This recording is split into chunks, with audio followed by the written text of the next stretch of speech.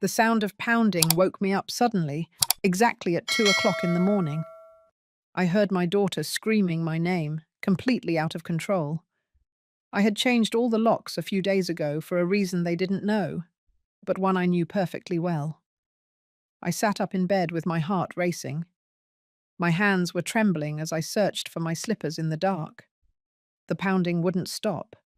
Every impact against the wood echoed through the whole house like a war drum.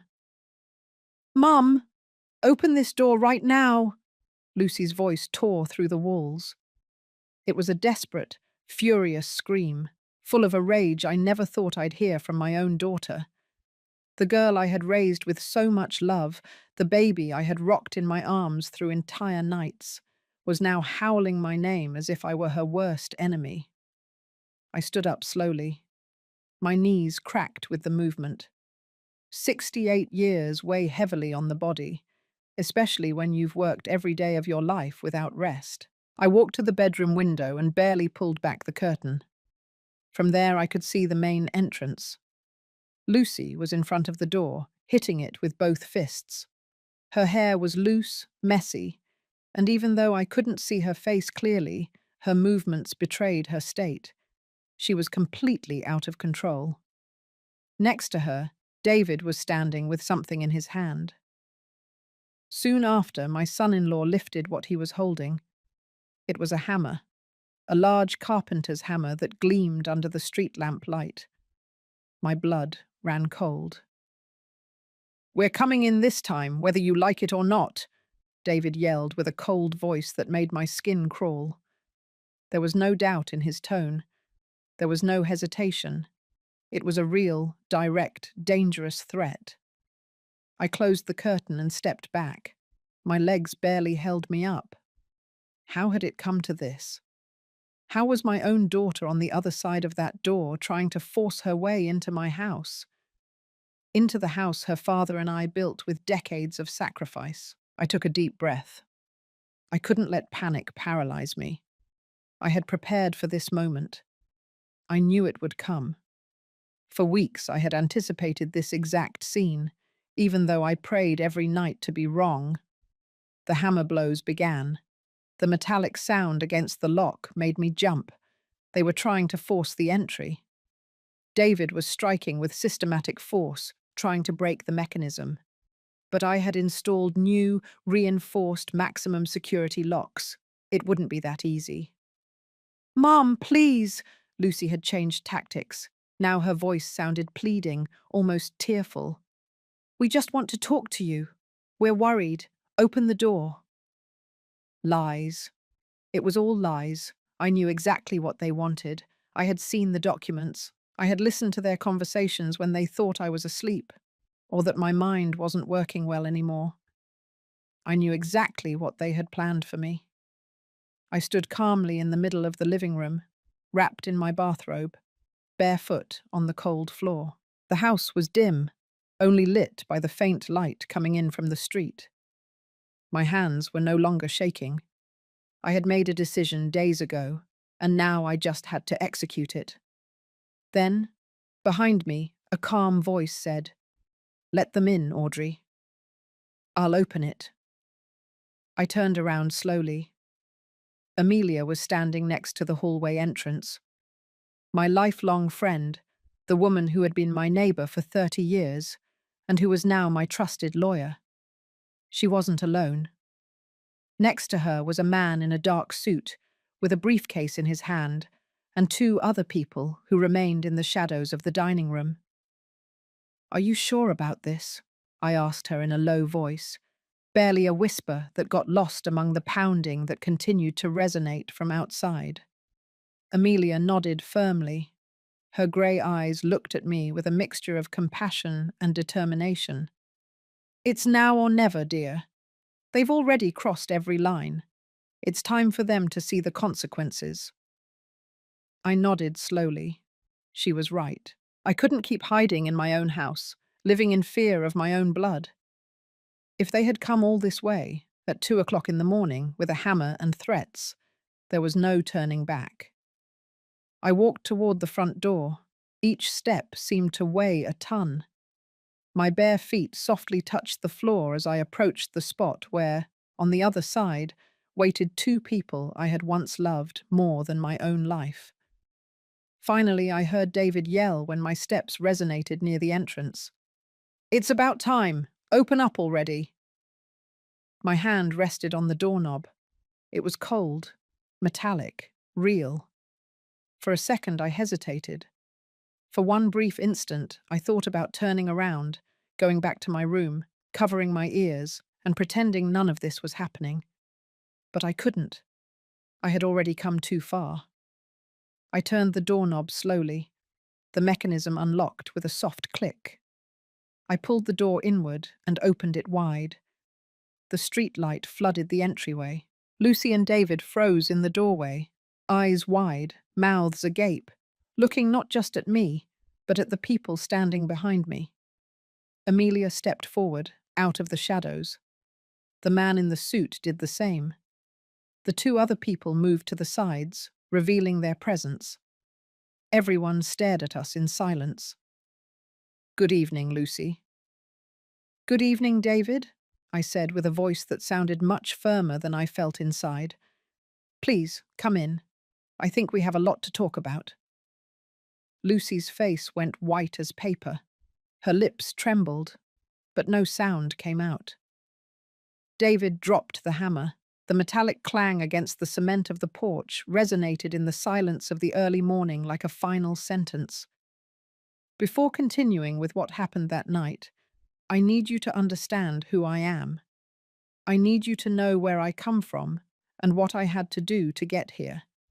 Because only then will you understand why what was about to happen tore my soul apart, but was absolutely necessary. My name is Audrey Rivers, and I am 68 years old. I was born in a small town outside the city, in a wooden house with a tin roof where water leaked in every time it rained. My father was a day labourer, and my mother washed other people's clothes to survive. We were 6 siblings, and there was never enough food for everyone.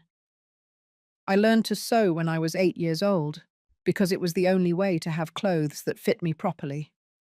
By 12, I was already sewing for neighbours to earn a few cents. At 15, I quit school to work full-time in a sewing workshop downtown. I earned $3 a day, working from 6 o'clock in the morning until 8 o'clock at night. I met Charles when I was 18 years old.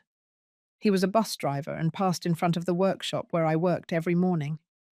For 6 months, he waved to me every time he saw me waiting at the stop. One day, he finally dared to get off and talk to me. He had a shy smile and huge hands, calloused from work. We got married a year later in a simple ceremony.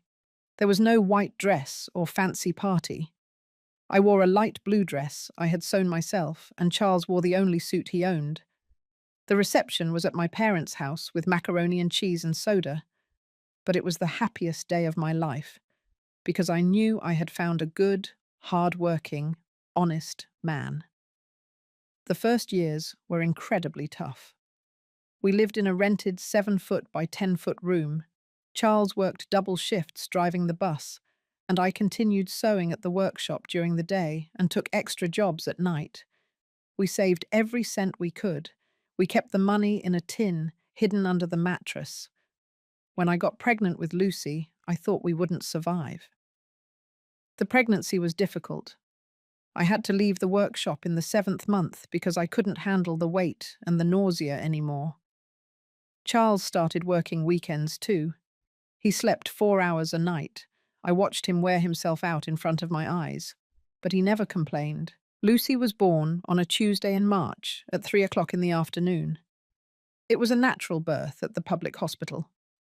When the nurse placed her in my arms, I cried with happiness and terror at the same time. She was so small, so fragile.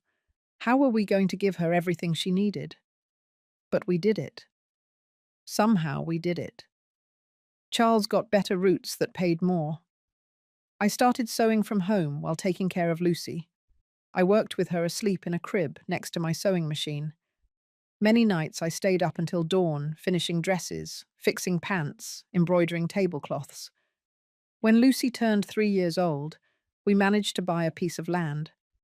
It was a small lot on the outskirts, without utilities, without anything, but it was ours. It took us 2 years to build the house. Charles and I laid every brick with our own hands. He worked in construction on weekends, and I sold everything I could to buy materials.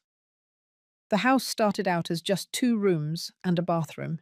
We didn't have a real floor, just smoothed concrete. The walls weren't painted, but it was ours. No one could kick us out. No one could raise the rent on us. It was our home. Lucy grew up in that house. I watched her take her first steps on that cement floor. I heard her say her first words, leaning against those unpainted walls. Every Christmas, even if we didn't have money for expensive gifts, we made a special dinner and decorated with what we could. We had roasted turkey, mashed potatoes, and a green bean casserole. When Lucy started school, I made sure she had everything I never had. New supplies every year, a clean and ironed uniform, lunch money every day. Charles and I skipped meals so she would never go hungry. We bought the cheapest things for ourselves and the best we could afford for her. The years passed like this, in an exhausting but purposeful routine. Charles was still driving his bus. I had converted a room in the house into a small sewing workshop. I had regular clients who constantly brought me work. I also started renting 2 rooms to students to have extra income. With that money, we were able to expand the house. We added 2 more rooms, a dining room, and finally put in ceramic tiles and painted the walls. The house wasn't luxurious, but it was decent, clean, cozy. Every improvement represented months of savings and sacrifice. Lucy never understood that. For her, everything was always just there. Clean clothes in the closet, food on the table, a house with a solid roof. She never saw the nights Charles came home with terrible back pain from sitting and driving for 12 hours. She never saw my fingers, swollen and sore from sewing until the early morning. When she turned 15, we threw her a party. We spent almost $1,000 that we had saved for 2 years. She wanted a specific dress that cost $300. I bought it, even though it meant not fixing the leaking roof. I wanted to see her happy. I wanted to give her what I never had. Lucy finished high school with good grades. We wanted her to go to college, but she said she wasn't interested in studying anymore. She wanted to work, earn her own money, be independent. Charles and I respected her decision, even though it hurt. She got a job at a clothing store at the mall. She earned well for her age, but she spent everything. Brand name clothes, nights out with friends, new cell phones every year. We never asked her to contribute to the household expenses. We wanted her to enjoy her youth. When she was 23 years old, she met David. He was 5 years older. He claimed to be a lawyer, although we never really saw him practice. He worked in a small office doing minor legal paperwork. But he dressed well, spoke confidently, and Lucy was dazzled. From the beginning, something about David made me uncomfortable. The way he looked at our house, evaluating, calculating.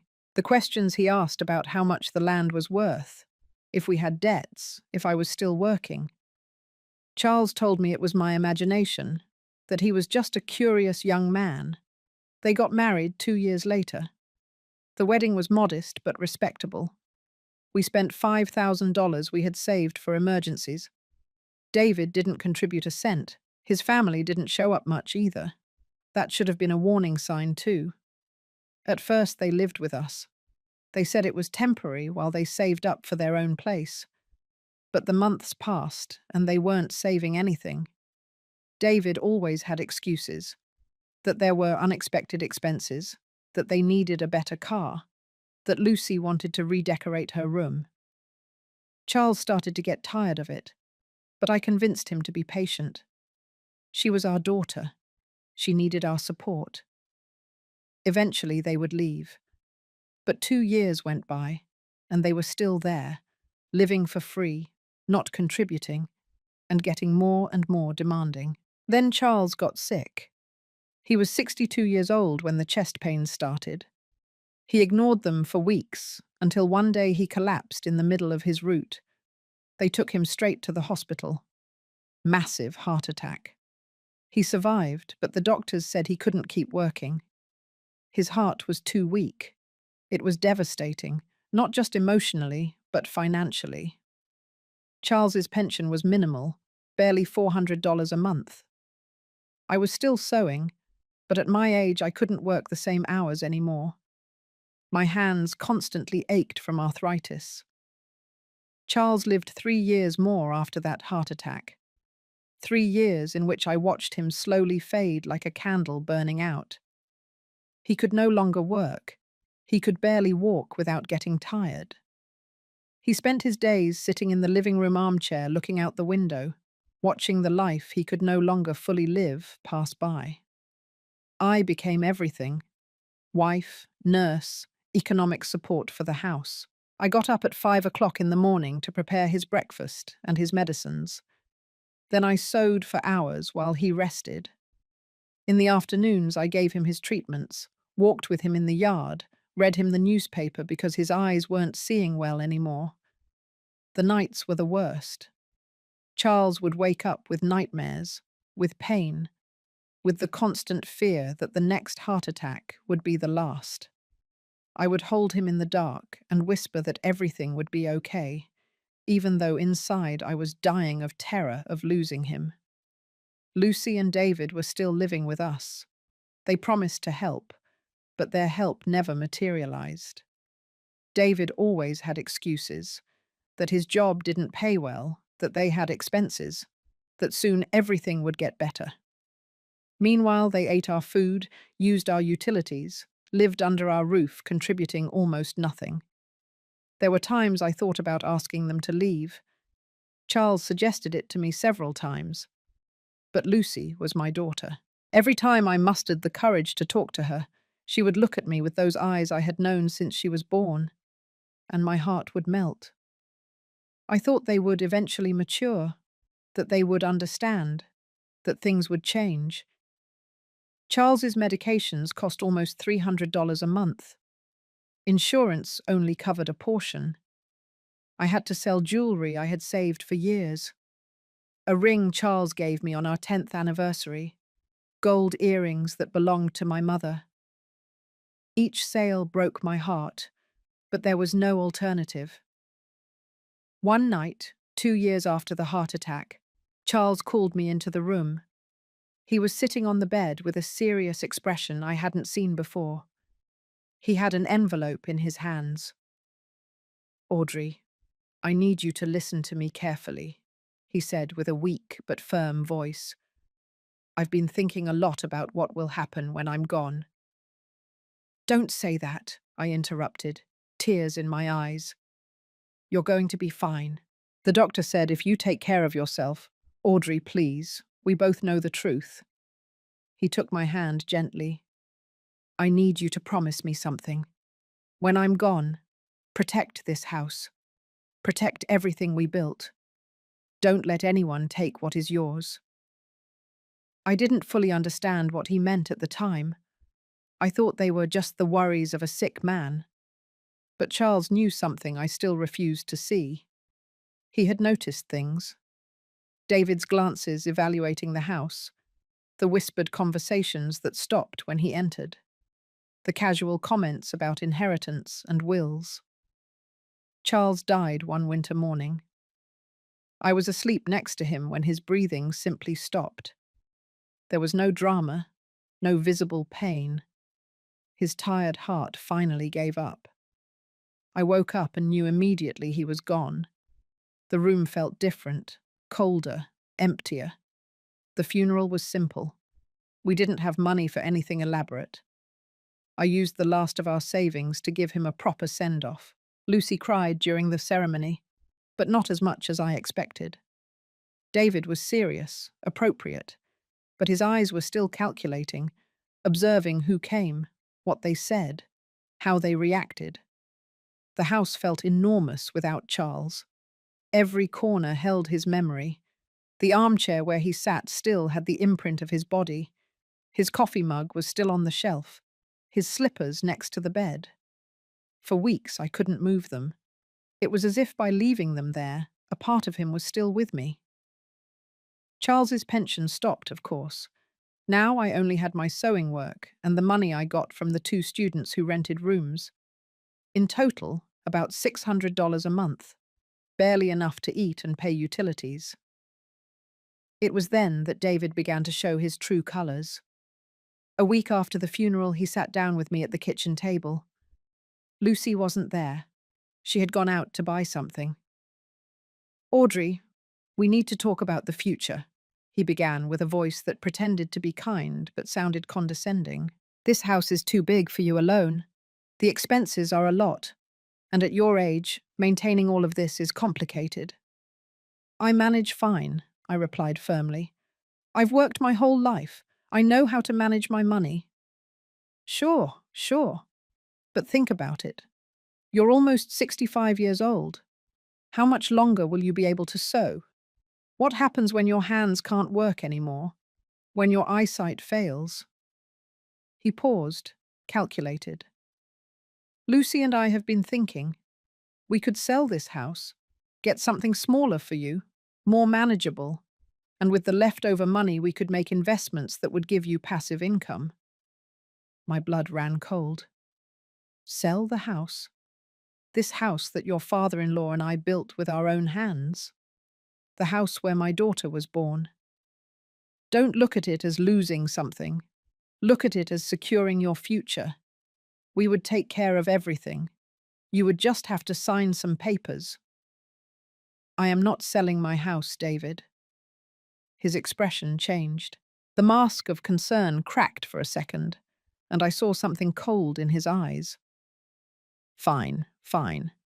It was just a suggestion. Think about it." He got up and left the kitchen. That night I couldn't sleep. Charles's words echoed in my head. "Protect this house. Don't let anyone take what is yours." I began to understand what he had seen in David that I had refused to see. The following months were a slow but constant escalation. David began to make comments about my memory. "Audrey, don't you remember? I told you yesterday. It's so strange that you forgot that. I mentioned it last week. You should see a doctor. These memory lapses aren't normal." The worst part was that Lucy backed him up. My own daughter began to treat me as if I were a confused old woman. "Mum, it didn't happen that way.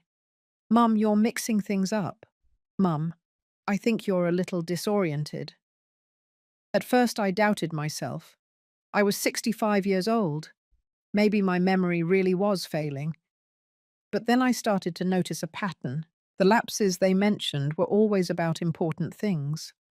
Conversations about money, about the house, about documents, never about trivial things. One day I found David in Charles's study looking through papers. When I walked in, he quickly closed a drawer. "What are you doing here?" I asked. "Lucy asked me to look for some old photos." He lied easily. "Where do you keep the albums?" "In the hallway closet, not here." I looked at him intently. "This is Charles's private desk. His personal documents are in here." "Oh, Audrey, I'm sorry, I didn't know. Since everything is family property," he shrugged and left the room. That night I checked the desk. Nothing seemed out of place, but something was unsettling me.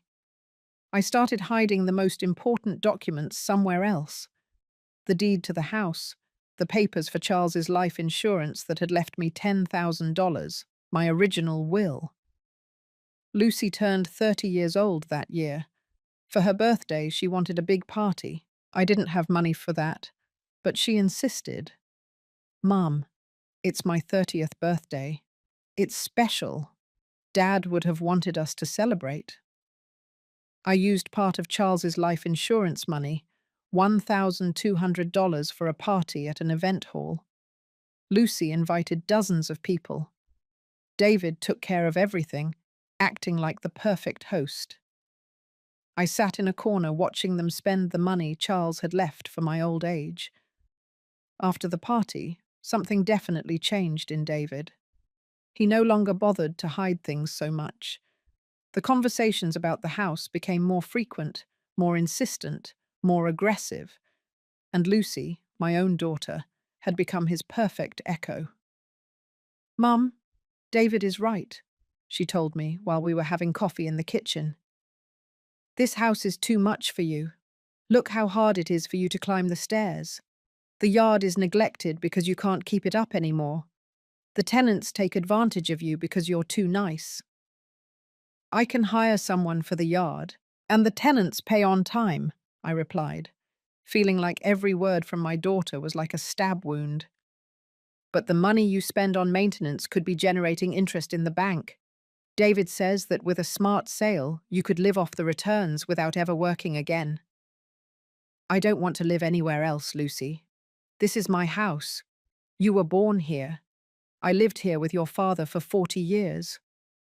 She sighed impatiently, as if I were a stubborn child who wouldn't listen to reason. "Always so sentimental. Mum, sentimentality doesn't pay the bills." I kept quiet because I didn't recognize that woman. Where was my little girl? The one who hugged me when she had nightmares? The one who told me I was the best mum in the world? When had she become this cold person who only saw numbers and property? David started bringing friends to the house. He always introduced them as casual acquaintances, but I noticed how they surveyed every room with evaluating glances. One of them was a real estate agent. Another worked at a bank. A third was a notary. "I was just showing them the house, Audrey. We were talking about architecture," David said, with a smile that didn't reach his eyes. "They say it's a very well-located property. It must be worth easily about $150,000, maybe more." $150,000. Hearing that figure on his lips gave me chills, because I knew exactly what he was thinking. He and Lucy were living in my house for free, waiting for me to die, or for them to convince me to sell so they could take that money. One afternoon, when they thought I was taking my nap, I heard them talking in the dining room. I had gotten up to go to the bathroom, and their voices carried clearly down the hall. "It's been 6 months since Charles died," David was saying. "We need to speed things up. The longer we wait, the more risk there is that she'll do something stupid with the money." "Like what?" Lucy asked.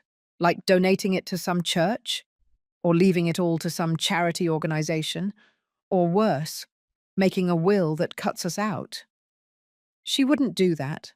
I'm her only daughter." "Are you sure? She's been looking at you differently lately, like she suspects something." There was a silence. Then Lucy spoke with a shaky voice. "Do you think we should go ahead with the plan?" "Absolutely, I have everything ready. We just need her to sign the papers. We'll tell her they're insurance documents or bank forms. She'll trust you." "But if she finds out—" "She won't find out anything if we do it right. And if she starts to suspect, well, you know what to do. You start documenting her episodes of confusion. We call the doctor. We get him to certify that she's not in her right mind. We petition for a legal guardianship." I leaned against the hallway wall, feeling my legs give out.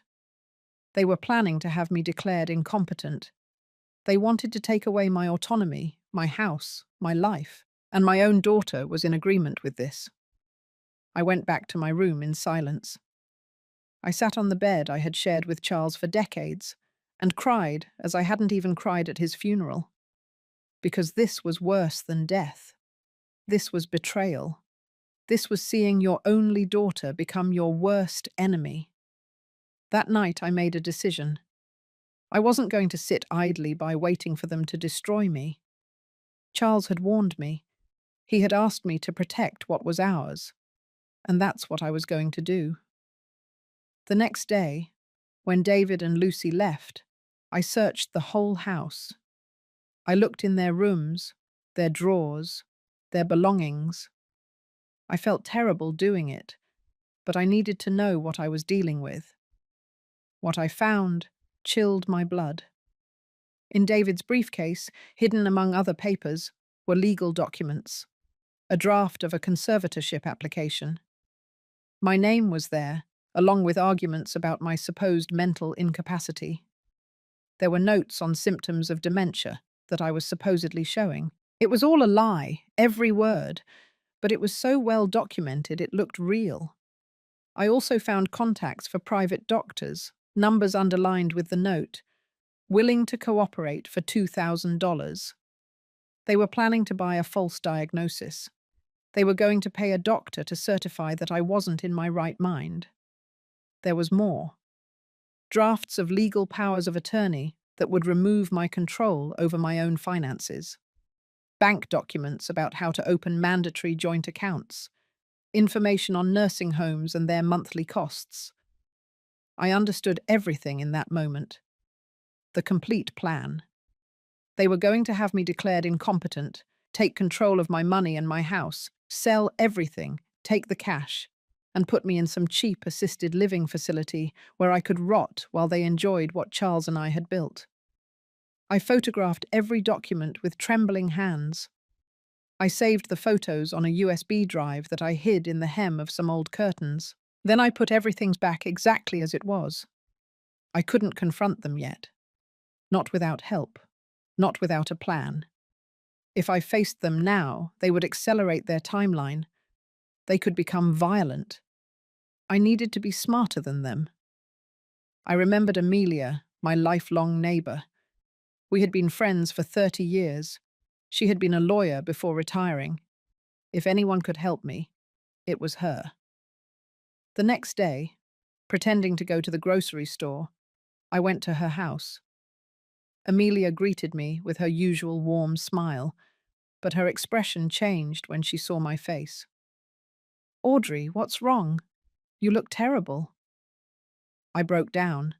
I told her everything, every detail, every conversation, every document I had found. Amelia listened in silence, her face growing more serious with every word. When I finished, she was thoughtful for long minutes. Finally, she spoke. "Audrey, this is very serious. This is conspiracy to commit fraud. It's elder abuse. They could go to prison for this." "I don't want to send my daughter to prison," I whispered. "I just want to protect myself. I want them to leave me alone." "I understand. But you need to act fast. If they present those documents to a judge and get a favorable medical opinion, even if it's fraudulent, it will cost you a lot to reverse it." Amelia took my hands. "You need to legally shield yourself, right now." Over the following weeks, Amelia became my secret ally. She helped me write a new will, a solid one that David and Lucy couldn't easily contest. We established a trust to protect the house. We changed all my bank accounts to different institutions where they didn't have access. "You also need a medical power of attorney," Amelia explained. "If you name someone you trust now, while you are clearly in your right mind, no judge can assign you a guardian in the future without that person's consent." "And who can I name? I don't have any other close family. You can name me if you trust me, or we can look for a professional administrator." I looked into her eyes. Amelia had been by my side through good times and bad. She had cried with me at Charles's funeral. She had watched my house when I was sick. "I name you if you accept this burden." "Of course I accept, dear friend." While Amelia and I worked silently to protect my assets, David and Lucy intensified their campaign. It was obvious now that they had decided to accelerate their plans. Although they didn't know I had already discovered them, the memory lapses they attributed to me became more elaborate. David would start conversations about topics we had never discussed, and then, in front of other people, he would scold me for not remembering them. "Audrey, I explained it to you 3 times last week. You really don't remember." Lucy invited some neighbors over for coffee. During the meeting, she dropped comments designed to sow doubt about my mental state. Mom gets very confused lately. Yesterday she couldn't remember if she had taken her medication. I had to check the bottles to be sure. I wasn't taking any regular medication. It was a blatant lie. But the neighbors looked at her with compassion, as if she were a dutiful daughter caring for her sick mother.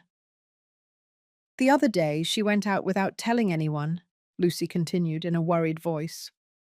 We found her hours later walking in the park, completely disoriented. She told us she had gone to look for my dad. Poor thing. Sometimes she forgets he already died. Another lie. I had gone to the park that afternoon for a walk, as I usually did, but the way Lucy told it sounded like the story of a senile old woman. I saw the neighbors' looks fill with pity and concern.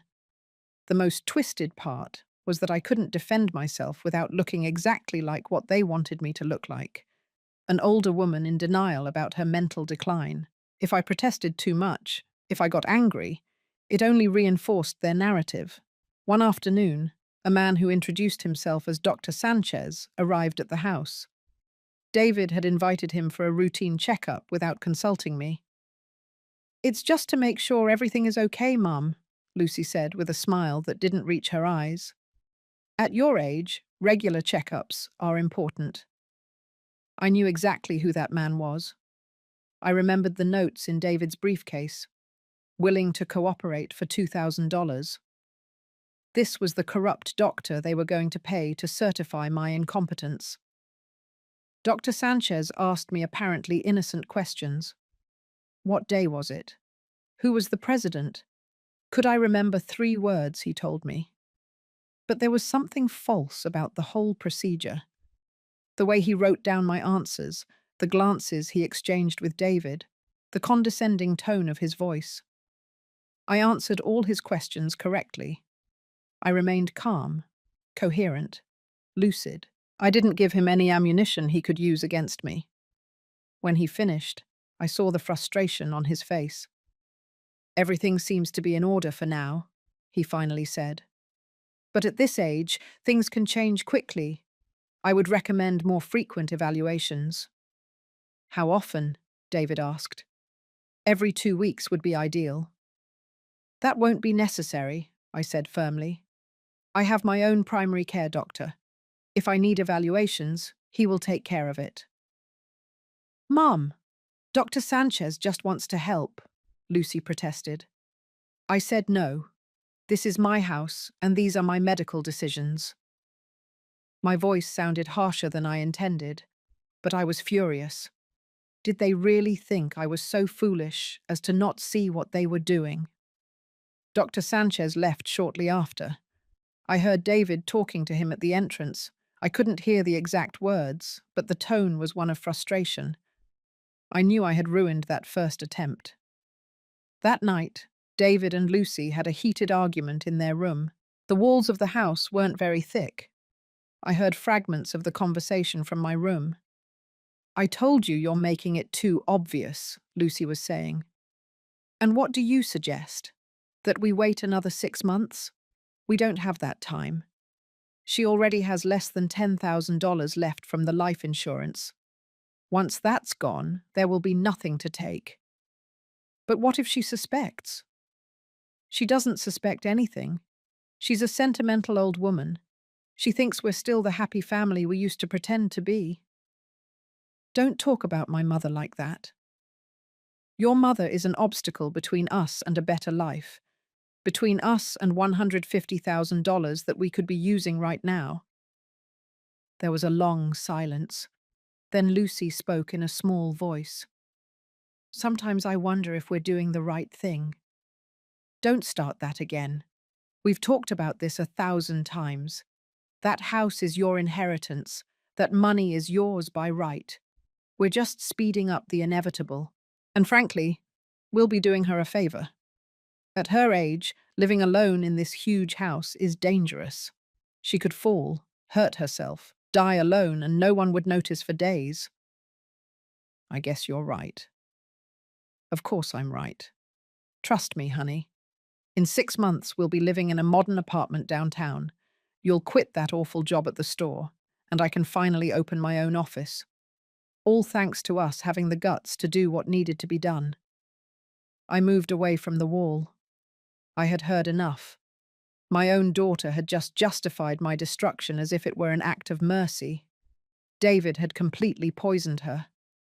Or maybe, and this was what hurt the most, she had always had that capacity inside her, and David had only unleashed it. The next day, I went to Amelia's house again. I told her about Dr. Sanchez's visit and the conversation I had overheard. They are accelerating the timeline, Amelia said worriedly. We need to act before they present anything to a judge. What can I do? First, we're going to get your own medical evaluation. A complete neurological exam with a recognized specialist who certifies that you are in full use of your mental faculties. That will destroy any argument they try to make. Amelia put me in touch with a neurologist at the university hospital. Dr. Rodriguez tested me for 2 days. Memory tests, reasoning, cognitive functions, everything. The results were clear. My mind was perfectly healthy for someone my age. Mrs. Rivers, you have the cognition of someone 10 years younger, Dr. Rodriguez told me. There are absolutely no signs of dementia, cognitive impairment, or confusion. In fact, your results are above average. Amelia had the doctor prepare an official, certified, and dated report. We stored it in a safe place, along with all the other documents we were accumulating. Now we need evidence of what they are planning, Amelia said. The photos of the documents are a good start, but we need more. Like what? Recordings, conversations where they admit their plans. We need them to incriminate themselves. The idea turned my stomach. Recording my own daughter conspiring against me seemed like a terrible betrayal. But then I remembered what I had heard the night before. They had already betrayed me. I was just defending myself. Amelia got me a small voice recorder that I could easily hide. For the next 2 weeks, I carried it with me constantly. I activated it every time David or Lucy started conversations about my health, about the house, about the future. I captured dozens of hours of conversations. David talking about how to handle my resistance. Lucy discussing what to do with my belongings once I was institutionalized. Both coldly calculating how much they could get from the sale of the house and how they would divide the money. The most painful part was a conversation between Lucy and a friend of hers who came to visit. I was in the yard, but the window was open and the recorder in my pocket captured everything. "And don't you feel bad?" the friend asked. "She's your mum." "At first, yes," Lucy admitted. "But David made me see things clearly. She had her life. She lived her years. Now it's our turn. Besides, in an assisted living facility, she'll be better cared for. She'll have nurses, activities, people her age. But if she doesn't want to go, sometimes you have to make tough decisions for the good of the people we love. When she's older, she'll understand. Or maybe not, if her mind keeps deteriorating. But at least she'll be safe." With every recording, with every captured conversation, I felt my heart break a little more. But I also felt a steely determination grow within me. I was not going to let them destroy me. I was not going to let them turn the last years of my life into a nightmare. Amelia and I met every few days to review the collected material. She took meticulous notes, organized the evidence, built a case that could be presented to a judge if necessary. "Audrey, with what you have, you could press criminal charges," she told me one afternoon while we listened to a particularly incriminating recording. "Conspiracy to commit fraud, attempted illegal appropriation, elder abuse. David could go to prison." "I don't want to destroy my daughter," I whispered. "I just want them to let me live in peace." "I understand, but you need to be prepared for the possibility of this escalating. They won't give up easily." She was right. As the weeks passed and I continued to resist their attempts at control, David became more aggressive. He no longer bothered to be subtle. One night he came home with papers in his hand. He dropped them onto the kitchen table in front of me. "I need you to sign this," he said without preamble. "What is it?" "A power of attorney. So Lucy and I can help you manage your finances. You're getting old, Audrey. It's time for younger people to take care of these things." I looked at the documents without touching them. "I'm not signing anything my own lawyer hasn't reviewed." "Your own lawyer? You don't have a lawyer." "I will get one if necessary." David leaned over the table, his face inches from mine. The mask of the concerned son-in-law had completely disappeared. "Listen to me carefully, old woman. You're going to sign these papers. Today, tomorrow, or next week, but you are going to sign them. Because if you don't do it nicely, we'll do it the hard way. You are threatening me in my own house. I'm telling you the reality. You can cooperate and make this easy for everyone, or you can resist and turn it into something ugly. Your choice." I stood up with my legs trembling, but my voice firm. "Get out of my kitchen. Now. This is my house too. I live here. You live here because I allow it, and that can change at any moment." David let out a bitter laugh. "You're going to kick me out? Me and your daughter? Go ahead. Try it. Let's see what a judge says when you tell him about your deteriorating mental state, about how you threaten us, about how you can't take care of yourself. Get out of here." "I'm leaving. But this isn't over, Audrey. Not by a long shot." He grabbed the papers and left the kitchen, leaving me trembling with fear and rage. That night I called Amelia. "I need to change the locks, tomorrow." "Are you sure? That's going to provoke a direct confrontation." "It already did, Amelia. He threatened to have me declared incompetent if I don't sign papers that give him control of my money. I can't keep living like this, in fear in my own house." "All right. I'll call a reliable locksmith. But Audrey, when you change those locks, they are going to react, probably violently. You need to be prepared." "I am." The next day, when David and Lucy left for work, the locksmith arrived. In 2 hours, he had changed all the locks on the house. Front doors, back door, room doors. Amelia came and stayed with me. "What are you going to do when they come back?" she asked. "I'm going to tell them they are no longer welcome here, that they have a week to collect their things." "They are going to fight. Let them fight. This is my house." Lucy arrived first, around 6 o'clock in the evening. She tried to open the door with her key. I heard her turn it once, twice, 3 times with no result. Then she knocked. "Mum, the door won't open. Did you change the lock?" I opened the door but stood in the doorway, blocking the entrance. "Yes, I changed the lock." "Why would you do that?" "Because this is my house, and I need to feel safe in it." "Safe? Safe from what?" "From your own family. From people who are trying to rob me. From people who want to declare me incompetent and put me in an assisted living facility to take my house." Lucy's face paled. "I don't know what you're talking about." "Yes, you do. I know everything, Lucy. I found the documents. I listened to the conversations. I know exactly what you and David have been planning."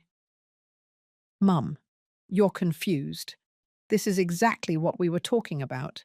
You're having paranoid episodes." "I'm not confused and I'm not paranoid. I have evidence, photographs, recordings, documents, everything." Lucy stepped back as if I had hit her. "You've been spying on us." I was defending myself. There's a difference. Just then, David arrived. He assessed the situation immediately. "What's going on here?" "Your mother-in-law has gone crazy," Lucy said with a trembling voice. She changed the locks and is accusing us of horrible things. David approached the door. Audrey, open this door right now. We live here. You can't lock us out. You have a week to collect your belongings. We will coordinate supervised times for you to enter and take your things. After that, I don't want to see you again. This is ridiculous. You don't have any right. I have every right. This house is in my name. You have been living here out of my charity, and that charity is over. David took out his phone. I'm calling the police. This is an illegal eviction. We have rights as residents. Call them, please, call them. I'd love to explain to the police about your plan to declare me incompetent, about the doctor you tried to bribe, about the fraudulent documents you prepared. David's hand froze over the phone. We stared at each other for long seconds. In his eyes, I saw pure, undisguised hatred. This isn't going to end here, he said in a low, threatening voice. I'm sure it won't. I'll see you in a week for the collection of your things. I closed the door and bolted it. I heard yelling on the other side. Lucy was crying. David was cursing. They pounded on the door for several minutes. Amelia hugged me while I trembled. You did well, she whispered. You were brave. I didn't feel brave. I felt broken. I had just kicked my only daughter out of my house. The girl I had raised, to whom I had given everything, for whom I had sacrificed so much. And she had paid me back with betrayal. Over the next few days, David and Lucy tried everything. They called distant relatives, telling them their version of events. That I was senile, paranoid, being manipulated by Amelia. Some relatives called me, concerned. I explained the situation calmly and offered to show them the evidence if they wanted. Most didn't want to get involved. They talked to the neighbors, sowing more doubt about my mental health. I saw how some neighbors looked at me with pity when I went out. Others avoided my gaze completely. They went to the bank where I had my savings account and tried to access my funds using old documents where they were listed as emergency contacts. The bank, fortunately, refused without a court order. A week later, just as we had agreed, they arrived with a truck to collect their things. Amelia had hired 2 large men as witnesses and security. She didn't want there to be any altercation. The morning we agreed for them to collect their belongings dawned cold and grey. I had barely slept. I spent the whole night going over every decision that had led me to this moment, wondering if there would have been any other way to resolve this without reaching this point of total rupture. Amelia arrived early with the 2 men she had hired. Their names were Alex and John, both from a private security company. They were professional, serious, and their mere presence made me feel safer. Are you ready? Amelia asked me, taking my hand. No, but we have to do it anyway. David and Lucy arrived exactly at 10 o'clock in the morning with a rented van. They brought cardboard boxes and a friend of David's to help with the heavy furniture. When they saw Alex and John standing at the entrance, David clenched his jaw. Seriously? Audrey? Security guards? Are you that afraid of us? It's not fear, it's caution. You have 3 hours to take your things. Everything in your room you can take. Nothing else. Lucy walked past me without looking. Her eyes were red and swollen, as if she had spent days crying. A part of me wanted to hug her, console her, tell her everything would be okay. But the stronger part, the part that had seen the documents and heard the recordings, remained firm. They started taking out boxes, clothes, shoes, personal items. I watched them from the living room while Amelia took photographs of everything that left the house. Documentation, she had explained to me, in case they later say you kept something that belonged to them. David tried to enter Charles's study. Alex blocked his path. That room is not included, he said in a quiet but firm voice. I have personal documents in there. You have nothing in there. That room has been locked since Audrey changed the locks. You're lying. I worked in that study. Without permission, checking documents that didn't belong to you. Audrey is aware of everything. I saw David's face turn red with rage. For a moment I thought he was going to try to force his way in, but John also approached. David was not foolish. He backed down. This is abuse, he mumbled through clenched teeth. Elder abuse. You're manipulating her, he yelled at Amelia. Taking advantage of a confused older woman to take her house. Amelia smiled coldly. You can file a complaint if you want. In fact, I encourage you to do so. It will be interesting when the judge sees all the evidence we have against you. David shut up. He knew he was on dangerous ground. The tension increased when Lucy started taking things that clearly weren't hers. A vase that had belonged to my mother. Some framed family photographs. When she tried to take an antique clock that Charles had inherited from his father, I intervened. That doesn't belong to you, Lucy. It was Dad's. Now it's mine. No, it's not. Your father's will specified that all his personal belongings remained in my custody. I will leave that clock to your daughter, Catherine, when she is old enough. My daughter? Now you remember you have a granddaughter. Lucy's voice was laden with venom. You haven't let her visit for weeks. I haven't let her come because you were trying to use her as an emotional tool. The last time she was here, David asked her to convince me to sign papers. She is 9 years old, Lucy. You were manipulating a child. Lucy dropped the clock on the table. Her hands were shaking. You have become a horrible person, bitter, selfish. I have become a person who defends herself. There is a difference. You always gave us everything. What changed? That I found out you wanted to rob me. That you planned to declare me incompetent and put me in an assisted living facility. That my own daughter was willing to betray me for money. It was for your own good, Lucy cried. Tears ran down her face. You're old, Mum. This house is too much for you. You could fall, hurt yourself. You need professional care. What I need is for my daughter to love me unconditionally, but it seems that is too much to ask.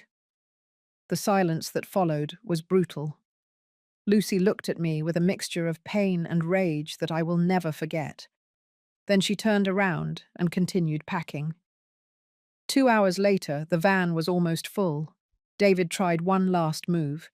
He took some papers out of his pocket.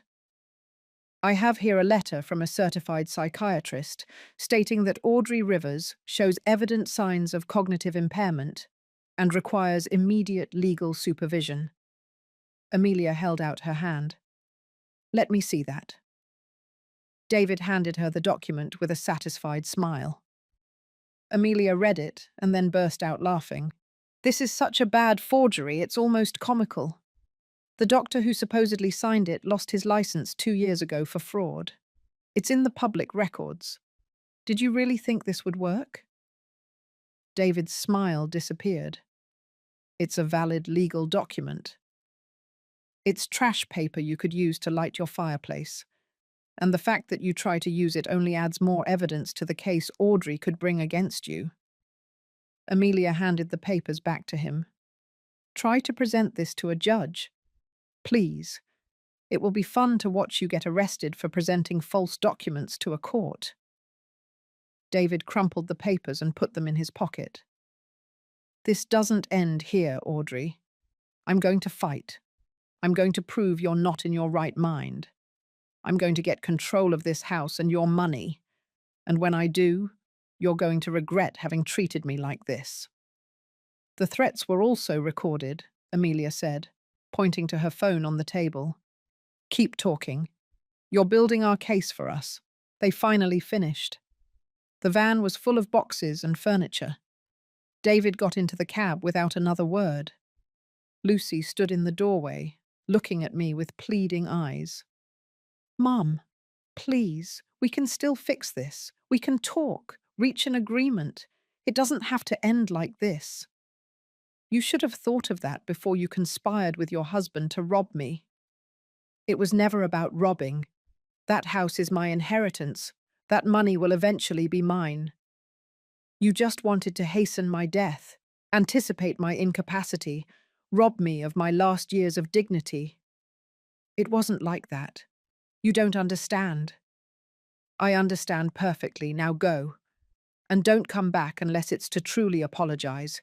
No half apologies, no justifications. A real apology. Lucy opened her mouth as if to say something else, but finally turned around and walked toward the van.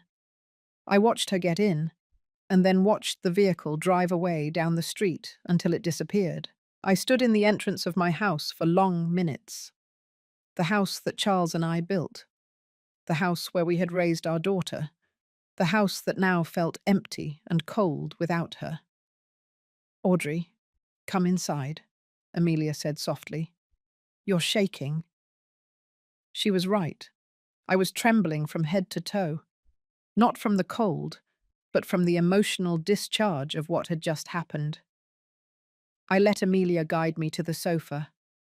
You did well, she said as she brought me hot tea. I know it was hard, but you did well. It doesn't feel good. It feels like I lost my daughter. You lost her a long time ago, dear. You're just realizing it now. I spent the next few days in a fog. I walked through the house that suddenly seemed too big, too silent. The room where Lucy and David had lived was empty, except for some stains on the wall where they had hung pictures. I looked at them for hours, wondering how I had gotten to this point. I thought that with their departure, peace would come, that I could finally breathe easy in my own house. But it wasn't like that. Because David had been right about one thing. This wasn't over, and he wasn't the type to give up easily. 3 days after they left, the real war began. David filed a lawsuit petitioning for my conservatorship due to mental incapacity. The legal document arrived at my house on a Tuesday morning, delivered by a court officer who looked at me with pity as he asked me to sign the receipt. I called Amelia immediately. She came and read the documents with an increasingly serious expression. This is serious, Audrey. They are alleging that you pose a danger to yourself, that you have shown erratic behavior, paranoia, and that you need a legal guardian to manage your affairs. Can they do that? After everything they did? They can try, and with the wrong judge, they could succeed, at least temporarily. Amelia put the papers on the table. But we have advantages. We have your recent neurological evaluation. We have evidence of their conspiracy. And we have time to prepare a solid defense. The following days were a nightmare of legal preparations. Amelia put me in touch with a lawyer specializing in family law and elder protection. His name was Joseph Harris, and he had a reputation for being relentless in court. Mrs. Rivers, he told me in our first meeting, I'm going to be completely honest with you. These cases are difficult because judges tend to be cautious. They prefer to err on the side of protection, even if it means limiting the freedoms of perfectly capable people. So I could lose. Not if we present a solid case. And you have a very solid case. But I need you to be prepared for this to get ugly. They are going to attack your character, your mental health, your judgment. They are going to bring witnesses who will say horrible things about you. He was right. The smear campaign began almost immediately. David contacted everyone we knew, telling them his version of events. According to him, I was a confused old woman who had been manipulated by Amelia, who supposedly wanted to take my house. Some neighbors started avoiding me completely. Others looked at me with a mixture of pity and distrust. A lady with whom I had had coffee for years stopped me in the street. Audrey, is it true that you kicked your own daughter out of your house in the middle of the night? It wasn't in the middle of the night. It was a legal and orderly process. But she's your daughter, your own flesh and blood. How can you do that to her? She was trying to rob me. She planned to declare me incompetent to take my house. The woman shook her head. Oh, Audrey, Lucy would never do something like that. She has always been so good to you. I think you're confused, dear. And it was like that with everyone. David and Lucy had built such a convincing narrative that people believed it without question. The poor, dutiful daughter trying to care for her senile mother. The wicked neighbour taking advantage of a vulnerable old woman. The worried son-in-law just wanting to protect his family. Things got worse when David managed to get some distant relatives to sign statements supporting his version. A third cousin I hadn't seen in 10 years wrote a letter to the judge saying she had always noticed problems with my memory. A distant nephew declared that at family gatherings I seemed confused and disoriented. They are lying, I told Joseph as we reviewed the statements. I barely know these people. I haven't spoken to them in years. I know, but their statements go into the file anyway. We will have to prove that they have no real knowledge of your current state. Lucy started using Catherine, my granddaughter, as an emotional weapon. She posted photos on social media of the girl crying, with messages about how much she missed her grandmother, but that I refused to see her. I received messages from people I didn't even know, accusing me of being a cruel and heartless grandmother. The truth was that I was dying to see Catherine. I missed her every day. But Amelia and Joseph warned me that any contact could be used against me. They will say you tried to manipulate her, Joseph explained to me, that you tried to convince her to say things in your favor. It's better to wait until after the hearing. One night, around 11 o'clock, the doorbell rang. I looked out the window and saw a police car. My heart raced as I opened the door. Mrs. Audrey Rivers, one of the officers asked. Yes, that's me. We received a welfare call. Someone reported that you might be in danger, that you've been behaving strangely and worryingly. Who reported that? I can't disclose that information, ma'am. Can we come in and verify that everything is all right? I let them in. They walked through the house while I explained the situation. I showed them the legal documents, David's lawsuit, the evidence of their conspiracy. The officers looked at each other. Ma'am, it seems you are in the middle of a complicated family dispute, one of them finally said. But you look perfectly capable and lucid. We don't see any reason to intervene. Can you put that in a report? We will file a report of the visit indicating that we found everything in order. After they left, I knew who had made that call. It was another tactic by David to create a record of concerns about my well-being, but at least this time it had backfired on them. The weeks passed, and the tension mounted. David presented more documents, more evidence of my supposed incapacity. He got statements from anyone willing to sign. Some did so because they truly believed his version. Others, I suspected, were paid something in return. Joseph worked tirelessly preparing our defense. He gathered testimonies from my sewing clients, who attested to my lucidity and competence. The owner of the grocery store where I shopped wrote a letter describing our normal and coherent conversations. My primary care doctor provided records showing I was in good health for my age.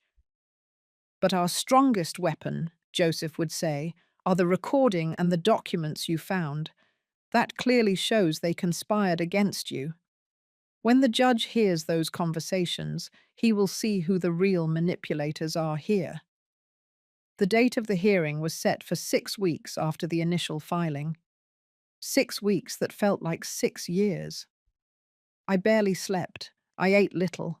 I spent the nights going over every conversation, every decision, wondering if I had done anything differently that could have prevented all of this.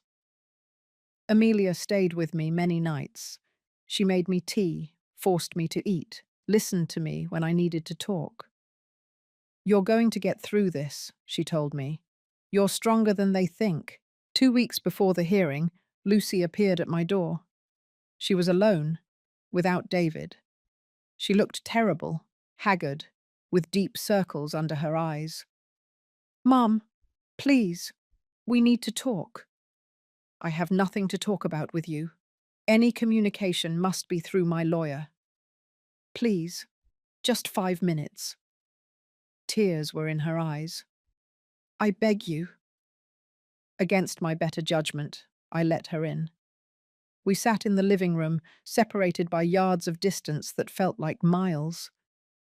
David doesn't know I'm here, she began.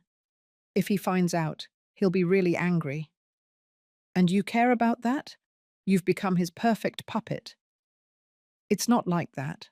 I thought we were doing the right thing. David convinced me that it was for your own good, that we were protecting you. Protecting me? Planning to rob me is protecting me. Lucy covered her face with her hands. I know. I've been so confused. David says one thing, you say another. I don't know what's true anymore. The truth is in the documents I found, in the conversations I recorded, in the real intentions behind all your actions. If I withdraw my support for the lawsuit, could you forgive me? My heart skipped a beat. Would you do that? Would you go against David? There was a long silence. I saw the internal struggle on her face. Finally, she shook her head. I can't. He's my husband. I have to support him. Then you came here to ask for my forgiveness, but you're not willing to do anything to earn it. I came here to ask you to withdraw the charges, to let David manage your finances. I promise we will take good care of you. You will never lack anything. I stood up. Get out of my house. Mom, get out.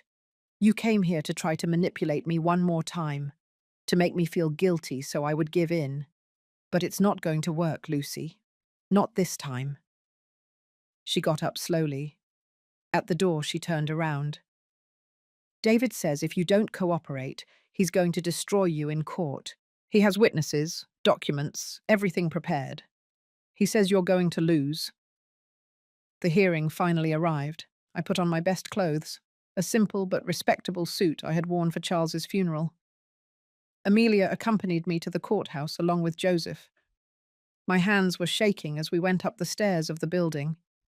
Inside the courtroom, on the other side, were David and Lucy with their lawyer.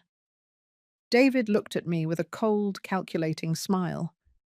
Lucy kept her gaze down, unable to meet my eyes. The judge was a man in his 50s, with a serious expression.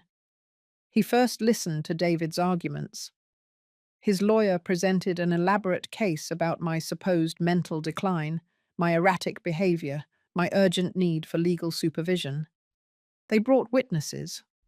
The distant cousin who testified about my supposed memory lapses. A neighbor David had convinced that I had acted strangely. They even presented the notes from Dr. Sanchez, the corrupt doctor, although Joseph immediately destroyed them by showing that he had lost his license. Your Honor, David's lawyer argued, we are talking about a 68-year-old woman who lives alone in a big house, who has kicked out her only family, who shows clear signs of paranoia by believing that her loved ones are conspiring against her. She needs protection, even if it is from herself. Then it was our turn. Joseph began by presenting my neurological evaluation from Dr. Rodriguez. The results were irrefutable. I was mentally sound, competent, lucid. Your Honor, Joseph said firmly, what we have here is not a confused older woman who needs protection. It is a perfectly capable woman defending herself against a calculated attempt at robbery and fraud. Then he began to present the evidence. The photographs of the documents I found in David's briefcase. The drafts of the conservatorship application prepared months before filing the official lawsuit. The notes about doctors willing to cooperate for money. I watched the judge's face grow more serious with each document. David shifted uncomfortably in his seat. His lawyer tried to object, but Joseph had an answer for everything. Then came the recording things. Joseph played the most incriminating conversations. David's voice talking about accelerating the inevitable and keeping $150,000. Lucy discussing institutionalizing me in a cheap assisted living facility, both coldly calculating how they would divide my assets. The silence in the room was absolute. Every word of those recordings fell like a bomb. I saw Lucy turn pale, hiding her face in her hands. David maintained a stone mask, but his fists were clenched so tightly that his knuckles were white. "Your Honor," Joseph continued, "Mrs. Rivers is not paranoid. She is not confused. She discovered a real and documented plan to strip her of her autonomy and her assets. Everything she has done has been to legitimately defend herself against an ongoing fraud." The judge called a recess. 30 minutes that felt eternal. Amelia held my hand while we waited. We didn't talk. There was nothing to say. When we returned to the courtroom, the judge had his decision.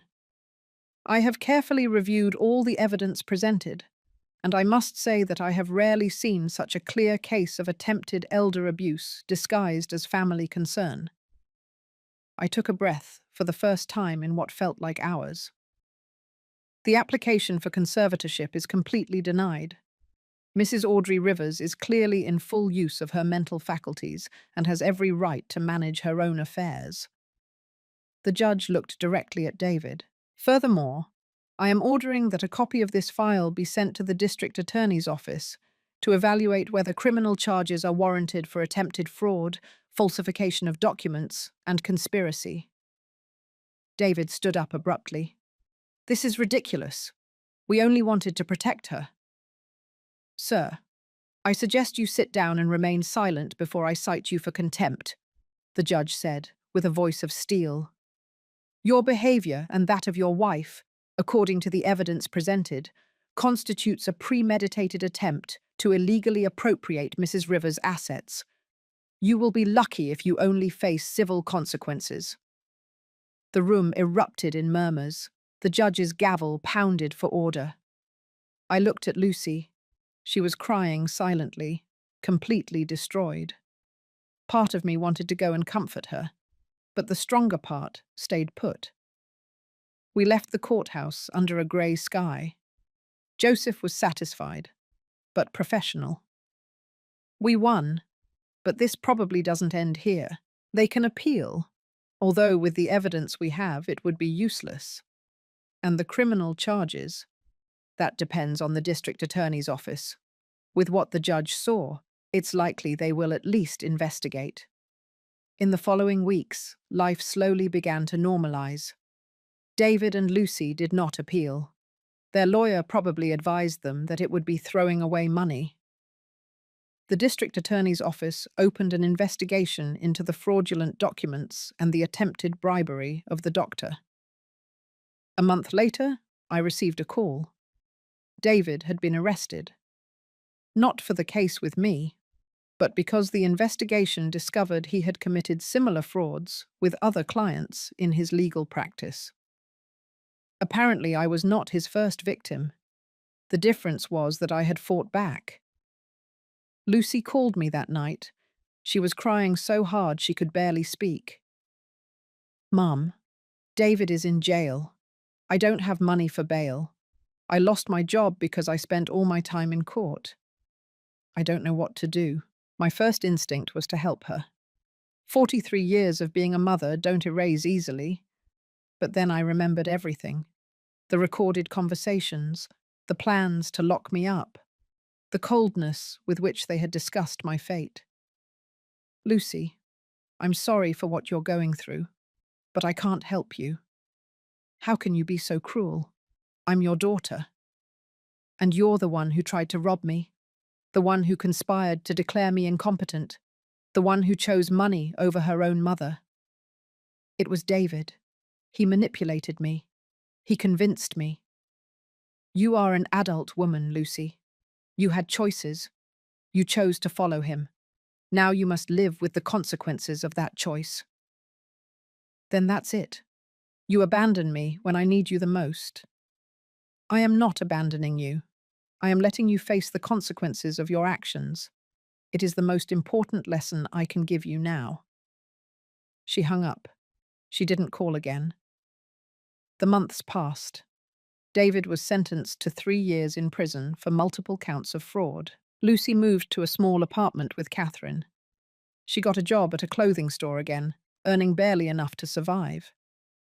I was still in my house, the house that Charles and I built. I was still sewing, though less than before. I had converted a room into a small workshop where I gave sewing classes to young people in the neighborhood. It kept me busy, useful.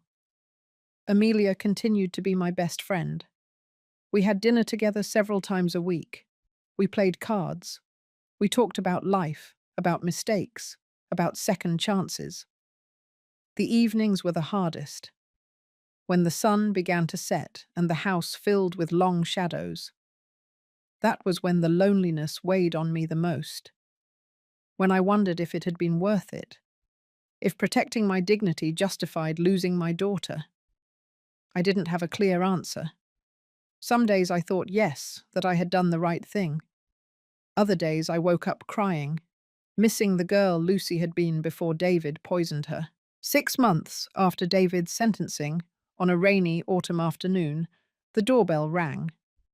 I opened the door and found Catherine standing on the threshold. She was 10 years old now, taller, with Lucy's face when she was a child. "Hi, Grandma," she said timidly. "Catherine, what are you doing here? Where is your mother?" "She's waiting in the car. She told me to ask if we could talk to you." I looked toward the street. Lucy's old car was parked in front of my house. I could see her silhouette in the driver's seat. "She says she doesn't expect you to forgive her," Catherine continued, "but that she wants to try to rebuild something, even if it's small, even if it takes years." My heart broke and mended 1,000 times in that moment. I looked at my granddaughter, so innocent, so unaware of all the darkness that had happened between her mother and me. "Tell your mother she can come in, but only if she's ready to tell the truth. No excuses, no justifications, the complete truth." Catherine ran back to the car. I watched her talk to Lucy. Then slowly my daughter got out of the vehicle and walked toward the house. She looked broken, thinner, with deep lines of fatigue on her face. When she reached the door, her eyes finally met mine. "Mum, I tried to rob you. I agreed to horrible plans. I chose money over you. You deserve to hate me." "I don't hate you, Lucy. I have loved you every day of your life. But I can't trust you. I don't know if I ever will again." "I understand. And I'm not asking you to trust me. Just, could we try something? Supervised visits with Catherine. Occasional conversations. I'm not after your money. I'm not after your house. I don't want my daughter to grow up without knowing her grandmother." I looked at her for long seconds. Amelia had warned me about this. "It will be a trap," she had said. "She will try to manipulate you again." But looking at Lucy now, I didn't see manipulation. I saw a broken woman who finally understood the magnitude of what she had lost. "We can try," I finally said, "but with conditions, clear boundaries, and at the first sign of manipulation or deceit, it ends. I accept any condition. I don't know if I will ever fully forgive her. I don't know if our relationship will ever heal." But as I watched Catherine smile, knowing she could visit her grandmother, I knew I was at least willing to try. That night, alone in my house, I sat in the armchair where Charles used to sit. I talked to him like I sometimes did. "I did it, love. I protected what was ours, but it cost so much." Tears ran down my face. Did I do the right thing? Was it worth it? There was no answer, of course, just the silence of the house and the weight of all my decisions. But I survived. I kept my dignity. I protected my autonomy. And although the price was devastating, I proved that a 68-year-old woman could defend herself against those who sought to destroy her. The victory didn't feel glorious. It felt exhausting, painful, melancholic. But it was mine, and no one could ever take it away from me.